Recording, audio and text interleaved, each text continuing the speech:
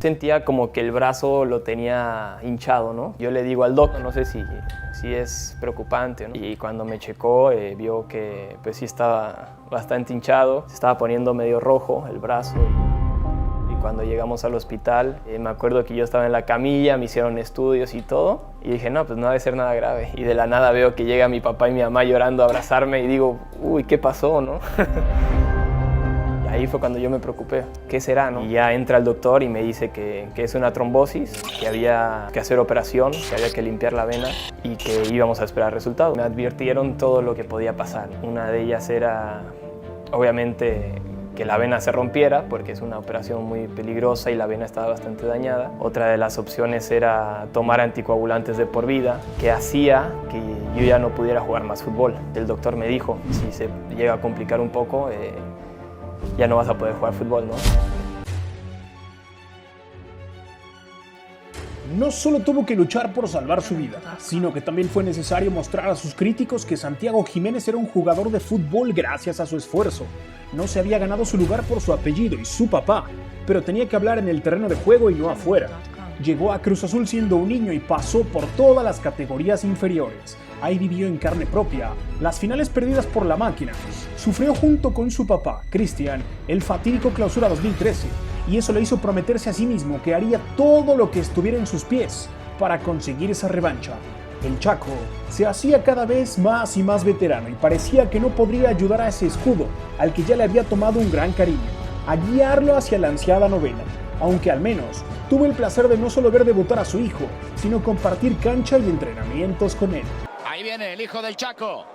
Santiago Jiménez va a ingresar al terreno de juego y efectivamente se va a ir el Cubo Torres. Este momento es histórico para la familia. El debut del muchacho como jugador de Cruz Azul en un partido sí de preparación y jugando al lado de su padre. Él es el hijo del Chaco Jiménez.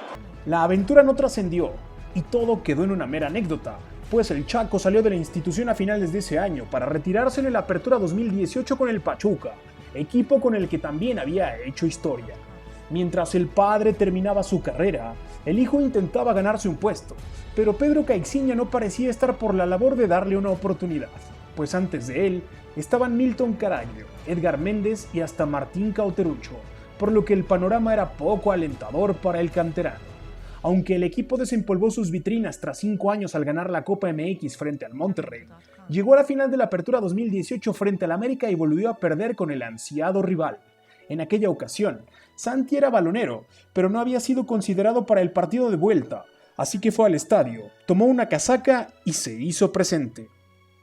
Tanto él como su equipo estaban tan cerca y tan lejos de sus objetivos. Uno quería jugar, el otro quería campeonar, pero estaban a la orilla y no fue hasta que juntaron fuerzas para lograrlo. Antes de irse de Cruz Azul, Caixinha debutó al Bebote el 28 de agosto de 2019 frente a Xolos de Tijuana porque Caraglio estaba lesionado y en su lugar llegó Robert Dante Siboldi, entrenador que se convirtió en pieza fundamental en la carrera de Santiago, pues tras la salida del argentino Milton, Siboldi le dio el voto de confianza al canterano, quien empezó a responder con goles. Lo malo de aquello fue que la pandemia llegó y obligó a suspender el Clausura 2020, y con ello, la progresión de Santiago también se frenó.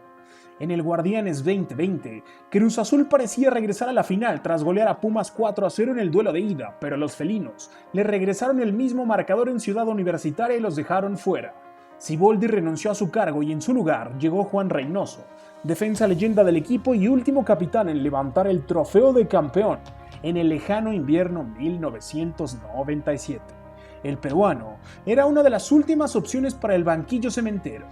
Inició con 2 derrotas el Guardianes 2021, pero después hilvanó 11 victorias consecutivas con las que Cruz Azul amarró el liderato general y rompió récords en la institución.